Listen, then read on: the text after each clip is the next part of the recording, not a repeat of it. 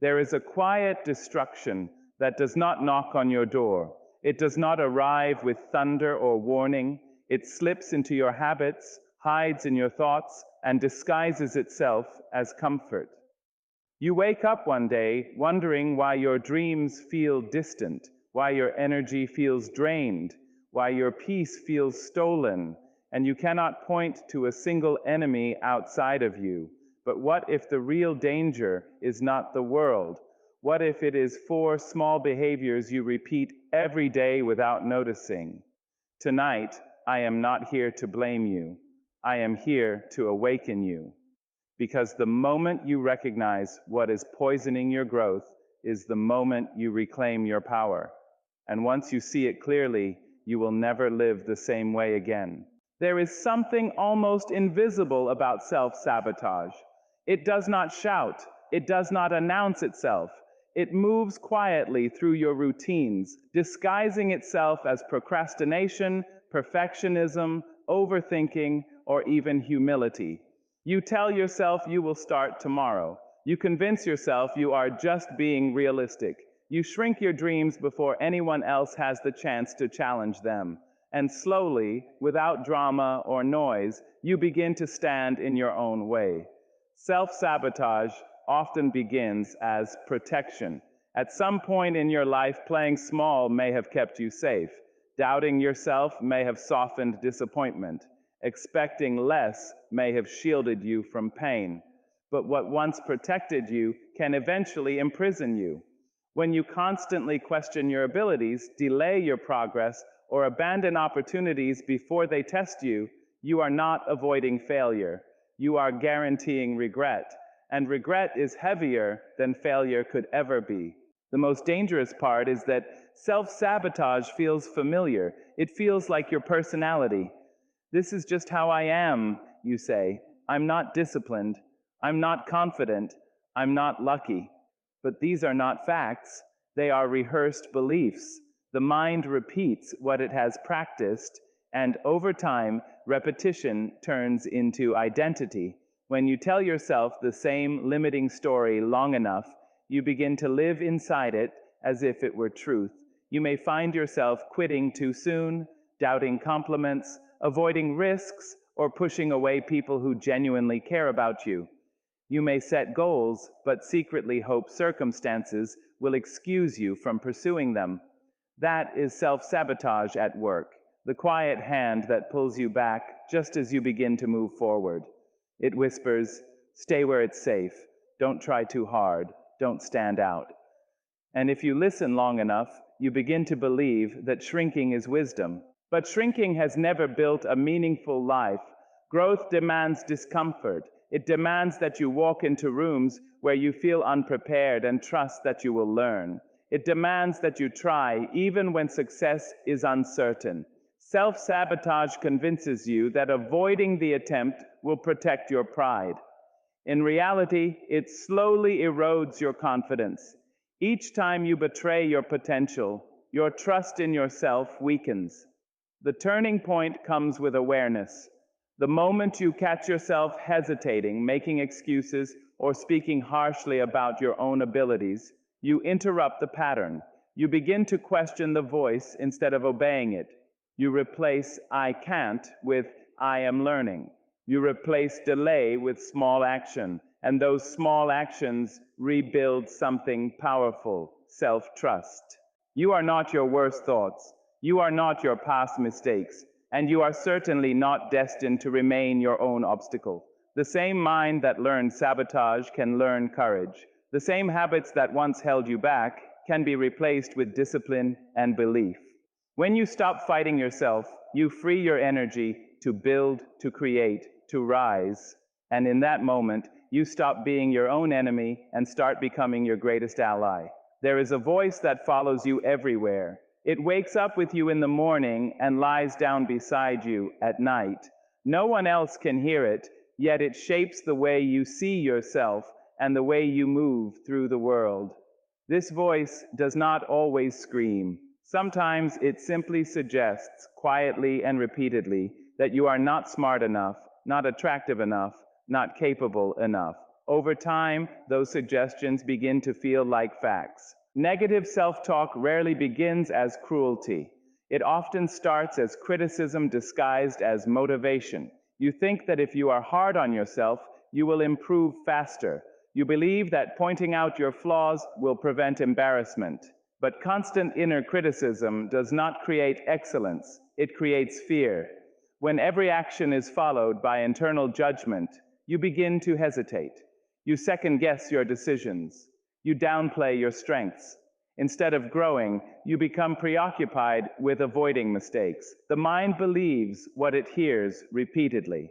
If you tell yourself that you always fail, you begin to approach opportunities expecting defeat. If you convince yourself that you are unworthy of love or success, you unconsciously behave in ways that confirm that belief. Your posture changes, your tone changes, your choices change. What began as a thought slowly transforms into a pattern, and the pattern begins to shape your reality. Many people speak to themselves in ways they would never speak to anyone else.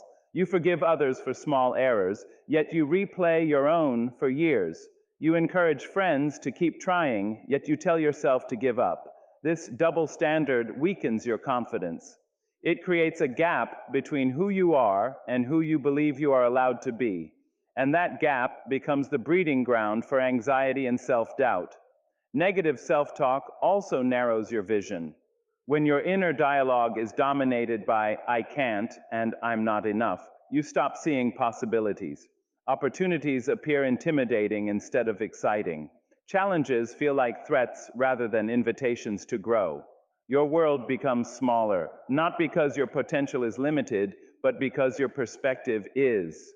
Breaking this pattern requires awareness and intention. The goal is not to pretend that everything is perfect or to ignore areas where you need improvement. It is to replace harshness with honesty and compassion. Instead of saying, "I always mess things up," you can say, "I made a mistake and I can learn from it." Instead of declaring, "I'm not good at this," you can say, "I'm still developing this skill." These subtle shifts in language create powerful shifts in belief. When you begin to speak to yourself with respect, your confidence gradually rebuilds. You take more risks because you trust that even if you stumble, you will not attack yourself for it. You pursue goals with greater consistency because your energy is no longer drained by constant inner conflict. The voice in your mind becomes an ally rather than an opponent. Your words carry weight, especially the ones spoken in silence. They influence your courage, your resilience, and your sense of worth. When you choose to speak life instead of limitation into your own mind, you are not being naive. You are shaping the foundation on which your future stands. There is a subtle hunger that many people carry, and it does not come from the stomach. It comes from the need to be seen, approved of, and applauded. At first, it feels harmless. You share your ideas and wait for praise. You make choices that will earn admiration. You measure your worth by the reactions of others. Slowly, without realizing it, your confidence begins to depend on external approval. Living for applause can feel rewarding in the moment. Compliments lift you. Recognition energizes you. Acceptance comforts you. But when validation becomes your primary source of motivation, your direction starts to shift. Instead of asking, "What do I believe?" you begin asking, "What will they like?" Instead of pursuing what aligns with your values, you chase what attracts attention. Over time, you lose clarity about who you truly are. The problem with applause is that it is temporary. The crowd that cheers today may be silent tomorrow. Opinions change, trends shift, people move on. If your identity is built on praise, you will constantly feel unstable. One compliment can elevate your mood, and one criticism can destroy it. Your emotional state becomes dependent on forces you cannot control. When you live for validation, you may find yourself saying yes when you want to say no. You may suppress your opinions to avoid conflict. You may present a version of yourself that is polished and acceptable but not authentic. At first, these compromises seem small, yet each time you silence your truth to maintain approval, you weaken your connection to yourself. You trade authenticity for acceptance, and the cost is higher than it appears. This addiction to validation also creates exhaustion. Trying to please everyone requires constant adjustment. You analyze your words, your appearance, your decisions. You overthink how you are perceived. You become hyper aware of judgment. The energy spent managing impressions could have been used to build skills, strengthen character, or pursue meaningful goals. Instead, it is drained by the endless pursuit of approval. True confidence does not reject feedback, but it does not depend on applause either. It comes from alignment. When your actions reflect your values, you experience a quiet stability. You no longer need constant reassurance because you trust your intentions. Praise becomes appreciated but not required. Criticism becomes informative rather than devastating. Breaking free from the need for validation begins with small acts of honesty. Express an opinion even if it is unpopular. Set a boundary even if someone disapproves. Make a choice because it aligns with your principles, not because it guarantees applause. Each time you prioritize authenticity over approval, you strengthen your self-respect. There is nothing wrong with enjoying recognition. Appreciation can be encouraging and meaningful, but your worth cannot be outsourced to the opinions of others. When you stop performing for applause and start living from conviction, you reclaim your stability. The crowd may cheer or remain silent, but either way, you stand firm. And that firmness becomes a foundation that no shifting opinion can shake. There is a quiet habit that steals joy without asking permission. It happens in moments so ordinary you hardly notice it. You see someone else succeeding, smiling, achieving, and suddenly your own progress feels smaller. You begin measuring your life against a highlight reel, comparing your behind-the-scenes struggles to someone else's polished presentation. And without realizing it, you reduce your worth to a scoreboard that was never designed for you. Comparison creates illusions. You see results, but not the sacrifices. You see confidence, but not the insecurity that may have preceded it. You see the victory, but not the years of doubt, failure, and discipline that built it. Yet your mind fills in the gaps with assumptions. You assume they had it easier. You assume you are behind. You assume you are lacking. And those assumptions quietly reshape how you see yourself. When you constantly compare, gratitude begins to fade. Achievements that once made you proud suddenly feel insufficient. Milestones lose their meaning because someone else has gone further. Instead of celebrating how far you've come, you focus on how far you think you still need to go. This mindset creates a permanent sense of inadequacy, even in moments of real progress. Comparison also distorts timing. Every person moves at a different pace, shaped by different circumstances, resources, lessons, and challenges. Yet when you measure your journey against someone else's timeline, you ignore the uniqueness of your path. You expect your chapter 3 to look like someone else's chapter 10, and when it doesn't, you interpret that difference as failure rather than individuality. Over time, comparison weakens confidence. You hesitate to share your ideas because someone else seems more qualified. You delay pursuing goals because others appear ahead. You underestimate your abilities because you are focused on someone else's strengths. The more you compare, the more you shrink. Not because you lack potential, but because your attention is directed outward instead of inward. What makes comparison especially dangerous is how normal it feels. It is encouraged by social platforms, competitive environments, and constant exposure to curated success. You scroll through achievements, lifestyles, and appearances that have been carefully selected for display. You compare your full reality to someone else's edited fragments, and you forget that you are measuring yourself against an illusion. Freedom begins when you recognize that your value is not relative. It is not determined by how you rank against others. It is defined by your growth, your effort, and your alignment with your own standards. When you shift your focus from competing to improving, something changes. Instead of asking, "Am I better than them?" you begin asking, "Am I better than I was yesterday?" There will always be someone ahead of you in some area. That is inevitable. But there will also be someone learning from your courage, inspired by your progress, and strengthened by your example. When you release the need to measure your worth against others, you create space for genuine growth.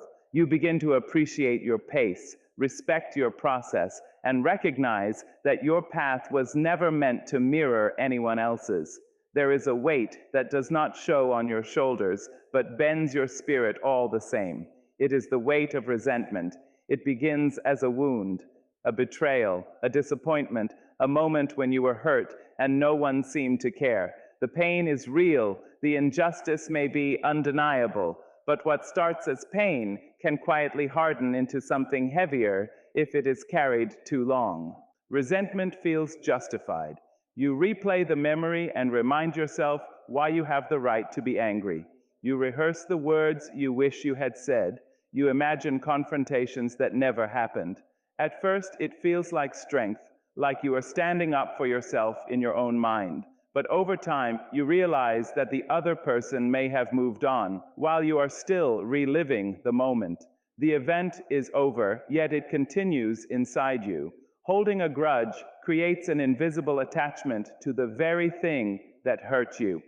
You think you are punishing the other person by refusing to forgive, but in reality, you are replaying the injury within yourself. Each memory triggers the same emotions: frustration, bitterness, sadness. Your body reacts as if the event is happening again. The past becomes present, over and over. Resentment also changes how you see the world. When you carry unresolved anger, it becomes easier to distrust others. You build emotional walls to prevent further hurt. You become cautious, guarded, sometimes distant. While these defenses may feel protective, they can also block genuine connection. The fear of being hurt again may prevent you from experiencing trust, intimacy, and peace. The longer resentment remains, the more it shapes your identity. You begin to define yourself by what was done to you rather than by who you are becoming. Conversations circle back to the same story. Thoughts return to the same injustice. The wound becomes part of your narrative, and without realizing it, you allow it to occupy space that could have been used for growth. Forgiveness does not mean denying what happened. It does not mean approving of harmful behavior. It does not require reconciliation or forgetting. Forgiveness is a decision to release the emotional grip that the event has on you. It is choosing not to let someone else's actions continue to control your inner world. It is reclaiming your energy from the past. Letting go is not always immediate. It can be a process. It may require reflection, boundaries, and sometimes distance. But every small step toward release lightens the weight you carry. When you decide that your peace is more valuable than your anger, something shifts. The memory may remain, but its power over your emotions begins to fade. You deserve to move forward without dragging old pain behind you. Resentment may feel like armor, but it is heavy armor, and you were not meant to live burdened. When you loosen its grip, you create space for clarity, strength, and renewal. And in choosing peace over bitterness, you free yourself in a way no one else can take from you. There is a subtle difference between blame and responsibility, yet that difference can determine the direction of your entire life. Blame looks outward. It searches for someone, something, or some circumstance to carry the fault. Responsibility looks inward. It asks what you can learn, what you can change, and how you can move forward. One keeps you stuck, the other restores your power. Blame can feel comforting at first. When things fall apart, it is easier to point at the economy, your upbringing, your critics, your competitors, or your past. And sometimes those factors truly did play a role. Life is not always fair. People can disappoint you. Situations can be unjust. Acknowledging that reality is honest. But staying there is limiting. When blame becomes your default response, you hand over control of your future to forces outside yourself.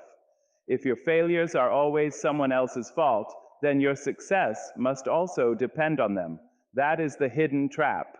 Blame convinces you that you are powerless, that your progress is dependent on circumstances aligning perfectly. It turns you into a spectator in your own story. You wait for apologies, better conditions, or different people before you allow yourself to move forward. Meanwhile, time continues and opportunities pass. Responsibility does not mean carrying guilt for everything. It does not mean accepting mistreatment or ignoring injustice. It means recognizing that while you cannot control every event, you can control your response. You can choose how you think, how you act, and how you adapt. That shift alone changes everything. Instead of asking, "Why did this happen to me?" you begin asking, "What can I do next?" When you take responsibility, you reclaim authorship of your life. You admit your mistakes without collapsing under them. You acknowledge your weaknesses without being defined by them. You stop defending poor habits and start correcting them. That honesty may feel uncomfortable, but it is powerful. Growth only begins where excuses end. Blame keeps you focused on the past. Responsibility directs your attention toward the future. Blame replays the problem. Responsibility searches for solutions. Blame drains energy in complaint. Responsibility channels energy into action. The difference is not always loud or dramatic. It is often a quiet decision made in a single moment to own your part and move forward. There is strength in saying, "I could have handled that better." There is maturity in admitting, "I need to improve." Those statements are not signs of weakness, they are declarations of control. When you accept responsibility, you no longer wait for rescue. You become proactive. You adjust your habits, refine your mindset, and take steps, however small, toward change. In the end, blame may protect your ego, but responsibility builds your future. One keeps you reacting, the other empowers you to lead. When you choose accountability, you step out of the role of victim and into the role of creator. And in that shift, you reclaim a power that was always yours. There is an unseen exchange happening in every interaction you have, every conversation, every environment, every relationship carries energy. Some of it strengthens you, some of it quietly drains you. Yet many people move through life without questioning what they allow into their emotional space. They entertain negativity, gossip, constant criticism, and chaotic influences, not realizing how deeply these forces shape their mood, focus, and sense of self. Energy is contagious. Spend enough time around constant complaints, and you may begin to see problems everywhere. Stay close to people who doubt every ambition, and your own confidence may start to waver. Surround yourself with anger, and you may find your patience thinning. The human mind absorbs patterns. It mirrors tones. It adapts to atmospheres. What you repeatedly expose yourself to becomes familiar, and what is familiar begins to feel normal. Protecting your emotional boundaries does not mean isolating yourself from the world. It means becoming intentional about what you permit to influence you. Not every debate deserves your participation. Not every criticism requires your response. Not every relationship deserves unlimited access to your time and energy. Boundaries are not walls built out of pride. They are filters built out of self-respect. Many people struggle with this because they fear being perceived as distant or unkind. They tolerate disrespect to avoid confrontation. They listen to negativity to avoid seeming unsupportive. They allow others to unload emotional burdens onto them without limit. Over time, this constant absorption creates exhaustion. You may feel irritable, overwhelmed, or drained without understanding why. The reason is simple. You are carrying more than you were meant to carry. Emotional boundaries require clarity. You must recognize what disrupts your peace. Is it certain conversations, certain individuals, certain environments? Awareness is the first step. Once you identify what consistently lowers your energy, you can begin adjusting your exposure. That might mean limiting time spent in toxic spaces. It might mean changing topics when discussions turn destructive. It might mean calmly expressing that certain behaviors are unacceptable. Protecting your energy also involves managing your internal responses. Even when you cannot avoid negativity, you can control how deeply it penetrates. You can listen without absorbing. You can disagree without escalating. You can observe without internalizing. This level of discipline takes practice, but it strengthens emotional resilience. Instead of reacting impulsively, you respond intentionally. The quality of your life is influenced by the quality of energy you consistently entertain. If you allow bitterness, chaos, and pessimism to dominate your space, your outlook will eventually reflect it. If you intentionally cultivate environments that encourage growth, respect, and optimism, your mindset will begin to align with those qualities. Your peace is not accidental. It is maintained through choices. Every time you decline a toxic conversation, step away from unnecessary drama, or reinforce a boundary, you are choosing stability over chaos. You are signaling to yourself that your mental and emotional well-being matter. And over time, that commitment creates a life that feels lighter, clearer, and far more controlled. Transformation does not announce itself with noise or celebration. It begins quietly, in a single moment of honesty, when you decide that the life you are living is not the final version of who you are meant to be. Courage is not the absence of fear. It is the willingness to move forward despite it. To transform yourself requires standing face to face with your habits, your excuses, your limitations, and choosing not to be ruled by them anymore. Many people wait for the perfect time to change. They wait for motivation, for better circumstances, for more support, or for fewer responsibilities. But transformation rarely arrives with comfort. It begins in discomfort. It starts when you admit that something needs to shift, even if you do not yet know how to shift it. That admission is not weakness, it is strength. It is the first act of reclaiming authorship over your life. Being the author of your own redemption means understanding that your past does not define your ending. Mistakes may have shaped you, but they do not own you. Failures may have taught you, but they do not label you. Regret may have visited you, but it does not have to reside within you. You are allowed to rewrite your habits. You are allowed to revise your mindset. You are allowed to grow beyond who you were yesterday. Transformation requires accountability. It asks you to look at your choices without denial. It asks you to recognize patterns that no longer serve you. This process can feel uncomfortable because it removes the comfort of blame. Yet within that discomfort lies empowerment.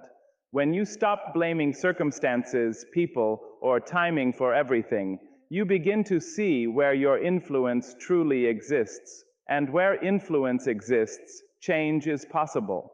Courage to transform also demands patience. Growth is not instant. It unfolds step by step, decision by decision. Some days you will feel progress, other days you will feel resistance. There will be moments when old habits try to return, when doubt tries to speak louder than determination. Transformation does not mean these struggles disappear. It means you continue anyway. To become the author of your redemption is to write a different story through consistent action. It is choosing discipline when comfort tempts you. It is choosing honesty when avoidance seems easier. It is choosing effort when excuses feel convincing. Each small choice becomes a sentence in the new chapter of your life. Over time, those sentences form a narrative of resilience. Redemption is not about perfection. It is about direction. It is about deciding that no matter where you have been, you are committed to moving forward with intention. The courage to transform does not require applause or permission. It only requires your willingness to begin. When you accept that power, you realize that you are not trapped by your history. You are guided by your decisions. And with every deliberate step toward growth, you prove that change is not something that happens to you, but something you create. In that creation, you rediscover your strength, your dignity, and your ability to build a life that reflects who you are becoming.